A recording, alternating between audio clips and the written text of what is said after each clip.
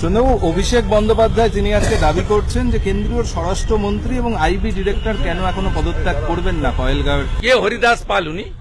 হরগোবিন্দ দাস, চন্দন দাসের জন্য উনার পিসি কেন পদত্যাগ করবেন না? উনার ভোট ব্যাংক মুসলিম, তামান্নাকে খুন করেছে। এত 10-12 বছরের ছোট্ট একরুত্তি বাচ্চা, তামান্না খুনের জন্য কেন উনার পিসি পদত্যাগ করবে না? উনি আরো বলছেন যে মহেশতলা থেকে আপনারা পালিয়ে এসেছিলেন, মহিলারা তাড়া করেছিলেন, তাই পালিয়ে। ও ভিডিও আপনারা সঙ্গে ছিলেন। ওটা একটা উড়িষ্যায় কথা আছে, মিছা কৌ মনকে পাও। উনার চামচা যে অ্যাডিশনাল এসপি মিঠুন আর একটাকে নিয়ে গেছে এসডিপিও করে, রেজাউল কবির, ওরা বলে দিয়েছে। আপনাদের কাছে ভিডিও আছে। শিবের মাথায় জল ঢেলেছি, তুলসী মঞ্চ যেখানে তুলেছে সেখানে দাঁড়িয়ে দর্শন করেছি।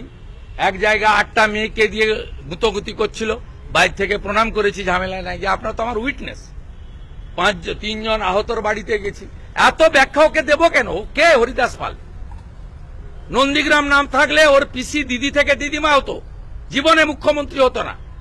ও বেটা 1500 পুলিশ নিয়ে বেড়ায়, আর এসেছে 11 সালে আমরা সব জিতিয়ে দেওয়ার পরে। ও ছিল নাকি 11-র আগে সিপিএম এর সঙ্গে লড়াইতে? ওর কথার উত্তর দিতে হবে কেন?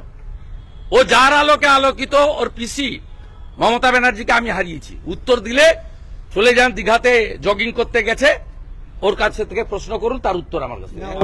একটা মারাত্মক বলছে যে আপনি কাকু থেকে মানে আরো জেঠু হবেন, দাদু হবেন, কিন্তু পশ্চিমবঙ্গে কোনোদিন আপনারা ক্ষমতায় আসবেন না, তৃণমূলকে সরাতে পারবেন। ওর কথার উত্তর দেবই না।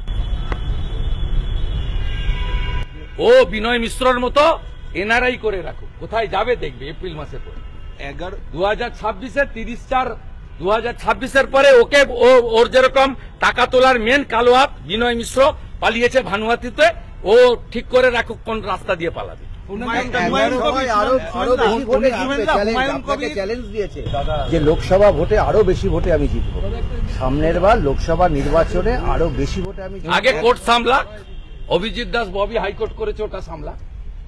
আমার কাছে ডায়মন্ড হারবারের যা ভিডিও আছে, ও তো অভিজিৎ দাসের লয়ার কোর্টে প্লেস করবে।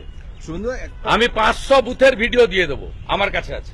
একটা ডায়মন্ড হারবারে উনি বলছেন 11 বছরে 6000 কোটি টাকার উন্নয়ন হয়েছে। বই বার করলেন বিপ্লব ডায়মন্ড হারবার মডেল নিয়ে। ওর বাপিসি যেমন বলছে ও তো এরকম বলছে। ঝাড়ে কি বাঁশ আলাদা হয়নি? সরল ঝাড়ে সরল বাঁশ, কাটা ঝাড়ে কাটা বাঁশ। যেমন ঝাড় তেমন বাঁশ, পিসি যেমন ভাইপো তেমন। দীপক ঘোষের বইতে সব লেখা আছে, আমাকে আর ঘাটাচ্ছেন কেন? তামান্নার মাকে টাকা দিতে গিয়েছিলেন হুমায়ুন কবির, তামান্নার মাকে প্রত্যাখ্যান করেছেন তিনি। সে তামান্নার মা হুমায়ুন কবির টাকা দিতে গেছেন। হরগোবিন্দ দাস, চন্দন দাসের পরিবার মমতার টাকা যেমন প্রত্যাখ্যান করেছে, তামান্না ঠিকই করেছে। আমি তার মাকে বলি, সত্যিকালে সাহসিনী মহিলা।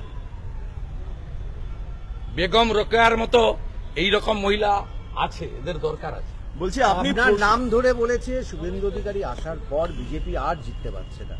শুভেন্দু অধিকারী বিজেপিতে আসার পর বিজেপি আর, ওর পিসি তো হেরেছে, ওর পিসি তো হেরেছে, ওটা বললে সম্পূর্ণ হয়ে যেত।